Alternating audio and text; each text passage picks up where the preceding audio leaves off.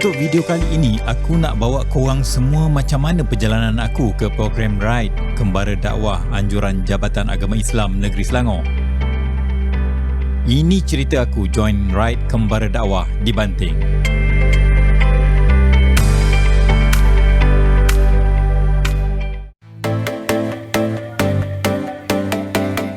Awal-awal pagi lagi, peserta-peserta acara dari seluruh Semenanjung hadir dengan jentera masing-masing.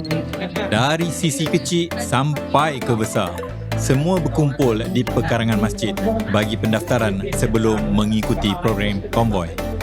Untuk pengetahuan korang, tim Jom Cuci Masjid pun ada sama menjayakan program yang julung-julung kali diadakan. Acara Brisk Walk pun ada, tapi dipanggil Zikir Walk. Nampak muka-muka excited diorang yang join acara ni. Aku kalau tak ada ride, nak juga join sekali. Aku hadir dengan member-member grup RT3. Dan antaranya kalau korang kenal, ialah Tok Rin. Aku tengok baju macam mana dia pakai. Tapi aku nak pakai baju tu overall. Pakai baju overall. Overall betul nak ikut dia ke?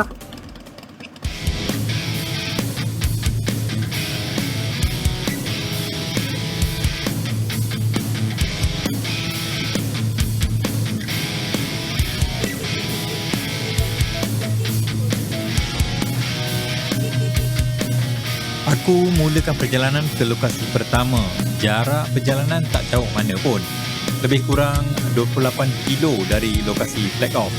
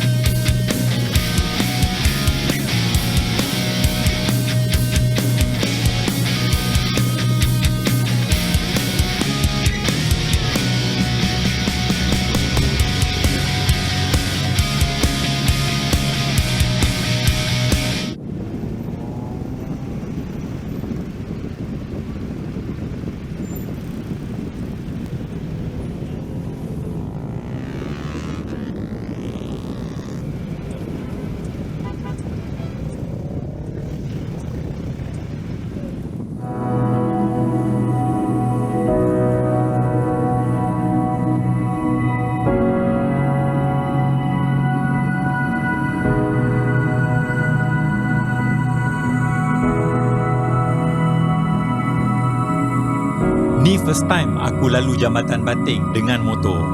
Dia punya feel lain. Berbeza bila kau ride dengan motor ni.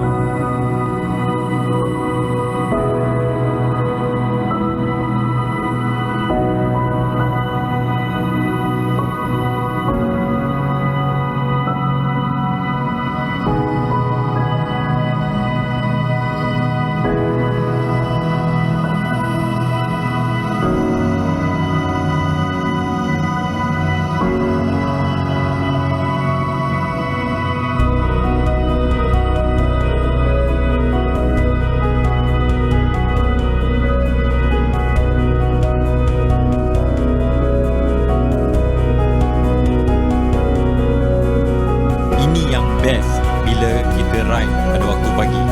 Kita boleh menikmati suasana pagi sunrise, sejuk, berkabus. Memang cantik bila kita ke atas jalan. Dengan pemandangan yang indah macam ni, memang berbaloi. Kau bangun awal pagi-pagi, start motor, pergi ride, pergi breakfast dengan wife. Kalau tak ada wife, pergi dengan girlfriend. Tak ada girlfriend, kau pergilah seorang-seorang. Macam aku.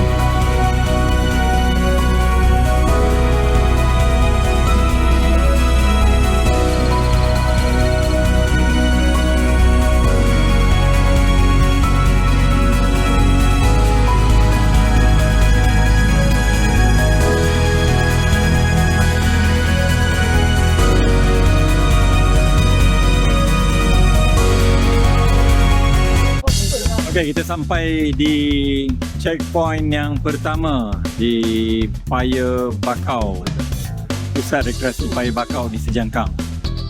So baru first time baru sampai sini, tak tahu lagi macam mana geografi di kawasan ni. Geografi kita tengoklah sama kawasan ni macam mana. Apa-apa kita sarapan dulu dengan kawan-kawan.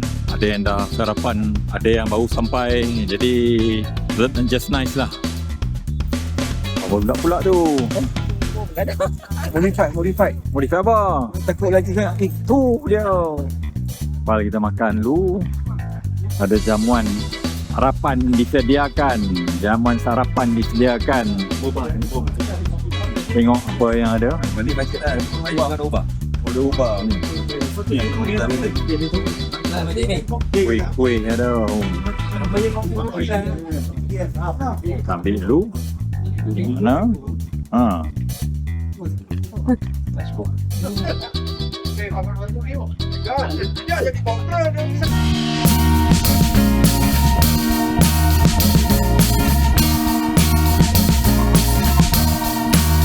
I am waiting for a bus at the end of the night on the street lamp. Sesi bicara santai bersama Ustaz Hanafi dengan beberapa panelis jemputan, antaranya seorang pemuda OKU, Adik Nabil. Dia berkongsi tentang pengalamannya bagaimana dia kemalangan hingga menyebabkan hilang tangan kiri. Ceritanya ada aku sediakan pada hujung video nanti. Korang tahu tak, tempat ni sebenarnya dulu merupakan tempat pembuangan sampah. Aku baru je tahu. Tapi hari ni, tempat yang sama dah berubah menjadi sebuah hutan bakau. Jadi aku nak tengok sendiri, betul ke tempat ni menarik atau sebenarnya biasa-biasa je. Aku pernah sampai ke Tanjung Piai sebelum ni. Jadi bila masuk ke kawasan macam ni, memang auto aku terus teringat suasana kat sana. Cuma Tanjung Piai memang jauh lebih besar dan dia duduk di tepi laut. Kat sini suasananya lebih kecil dan tiada bayaran masuk yang dikenakan. Sejangkang mempunyai elemen eco-education termasuk nursery bakau dan aktiviti penanaman semula bakau. Aku baru tahu nama Sejangkang asalnya dari nama pokok yang habitatnya berkait dengan kawasan berpaya berhampiran dengan sungai. Kalau teruskan berjalan, kira-kira 800 meter jalan untuk masuk ke dalam. Makan masa setengah jam juga tu. Kena jaga baik-baik tempat ni untuk kekal jadi satu tarikan pelancongan di Sejangkang.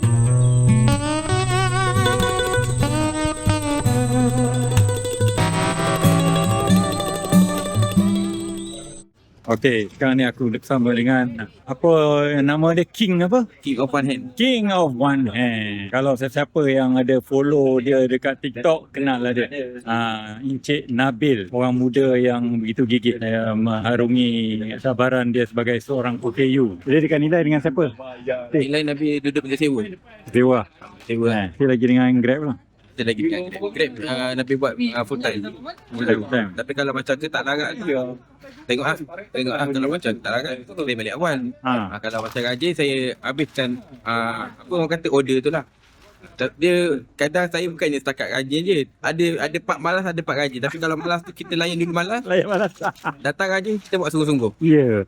Gaji mau kita pulun kan. Ya betul, kita pun dah habis. Apa hal pun moga jaya lah. InsyaAllah. Terima kasih. Alright.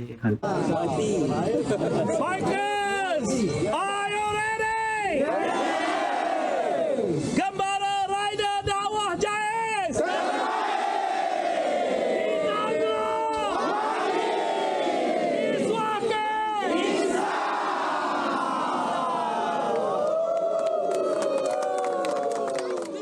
إلهي لست للفردوس أهلا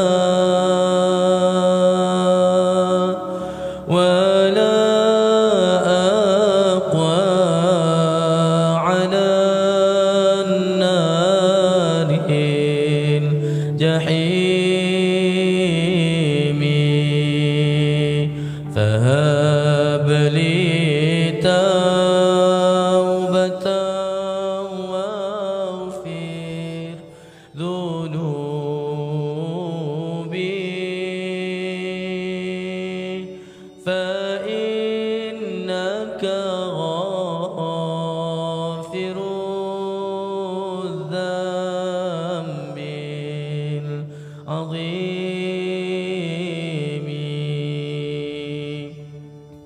وهاي Tuhan ku tak layak ke syurgamu,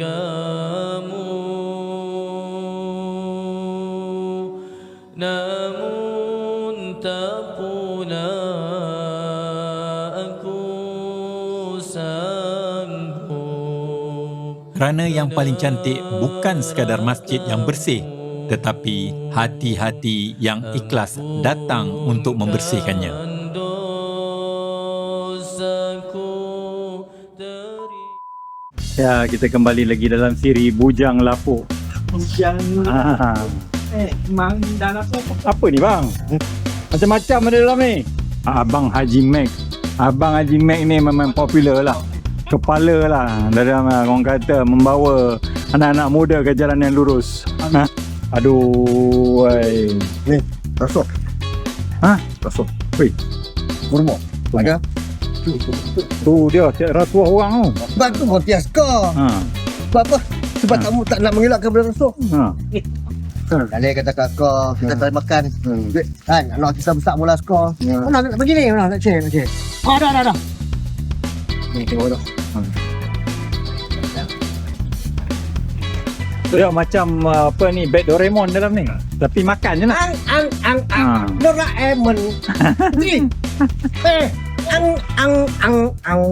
Bukan mana lagi. Dia sentiasa dalam bok. Dia pergi jalan mana dia buka? Kerusi nampak dah. Kerusi ini munceng. Ni kalau hujan ni ada payung lah, payung nampak? Payung. Payung lipat. Nah, semua dah. Dia kalau korang tengok kan sebelum ni video aku pun macam tu lah juga. Dia explain juga dalam box dia macam-macam ada dalam tu. Aku tak tahu nak cakap apa. Cuba pusing belakang sikit bang. Tu dia Pembara Rider Dawah 2006. Tu dia santai. Ini bawa kedai air. Itu gengilat. Ni sampai ni putar balik. Ni bukan santai discussion. Santai discussion. Dah selesai cuci masjid. Jadi kita teruskan acara seterusnya, iaitu acara makan. Acara yang paling dinanti-nantikan. Lepas makan baru boleh berserai. Tak. Lepas makan katanya ada cenderahati nak disampaikan kepada peserta-peserta bikers. Jadi itu salah satu sebab puncanya bikers tak balik awal, sebab ada cenderahati nak disampaikan. Dia sangat ayam. Tapi sakit. Lepas tu ayah pun kata, habis Tuhan tarik satu anggota. Lepas ayah pun cakap, moga Nabi terus sabar dan kuat apa yang dugaan yang Tuhan bagi sekarang ni. Walaupun waktu tu saya dengar, ingatkan cuma hanya kata-kata kosong. Tapi bila saya angkat tangan saya waktu ke atas kaki dan angkat tangan saya tak boleh nak bangun atas tulang belakang yang letak tulang leher, saya angkat tangan kanan saya dan saya terus sentuh tangan yang sebelah kiri yang tak ada saya ni. Dan saya waktu tu dalam keadaan memang down sangat, memang down. Dan untuk saya meneruskan kehidupan tu, ikutkan saya macam nak mati dah waktu tu. Saya rasa macam tak nak teruskan semangat, tak nak berhadapan dengan orang ramai, apa semua lah kan. Tapi sebabkan saya dengar ayah saya kata, Tuhan bagi peluang kali kedua untuk Nabi hidup. Waktu tu memang Nabi down memang Nabi down sangat. Dan waktu tu ayah pun beritahu Nabi diberi peluang kali kedua, bukan peluang kali yang pertama untuk hidup, peluang kali kedua. Waktu operasi saya bahagian tangan kiri ni dimasuki 30 pek darah, dan bahagian operasi yang penting hidup dan mati adalah di bahagian belakang leher. Dan waktu tu ayah pun cakap, apa yang terjadi semuanya ada hikmah di sebaliknya. Mungkin Tuhan nak bagi yang lebih baik banding apa yang Nabi ada sekarang. Dan sekarang ni pun kalau Tuhan tak uji Nabi, mungkin Nabi takkan ada kat sini. Nabi takkan jumpa abang-abang, kakak, ustaz dan semua, independent semua. Tapi Nabi semangat sampai sekarang, ada doa mak dan ayah dan restu mak ayah terjadi. Sejak Nabi pernah minta kerja tak lepas financial. Sebelum ni Nabi pernah minta kerja di sebuah restoran. Dia makan. Dia orang bagi kerja. Alhamdulillah. Benar tak cuba kerja yang lain? Ada tak yang dia tolak? Pernah, tapi sebelum ni saya bekerja di sebuah syarikat. Tapi syarikat tu saya tak nak mention. Syarikat tu dia macam orang kata, saya tak, macam mana saya nak kata dia susah untuk bekerjasama, ataupun dia ni nak senang cerita, company yang orang kata toksik. Nabi pernah duduk dalam tu. Oh, ya. Dan sampaikan Nabi start kerja bulan 2 baru ni, 7 hari bulan 2 tak silap. Sampai dah Nabi berhenti 8 hari bulan 4. Dia orang diskriminasi okey juga ke macam mana? Yang tu saya tak tahu. Sebab dia mula-mula fasa mula-mula tu saya rasa macam okey, macam apa orang kata company okey, majikan okey, tapi di sebaliknya saya dah dapat tahu dia buat kata kasar dia macam. Jadi saya ambil orang kata iktibar okey. Start bawa ride, dia jadi rider. Start jadi rider bila? Saya start jadi rider waktu PKP 2020. 2020. Betul. Pendapatan okey. Pendapatan waktu tu agak kencang, tapi bila tahun demi tahun meningkat tu dari segi pendapatan tu amat sakit. Tapi saya tahu benda ni tak tahu mudah kan, bila tahun demi tahun tu benda tu dia takkan kita selalu dapat. Nabil second round nanti Nabil akan cerita tentang macam mana Nabil jatuh Pak Budi sehingga sakit tulang belakang. Masa Nabil jatuh terus doa, Allah tolong ya Allah.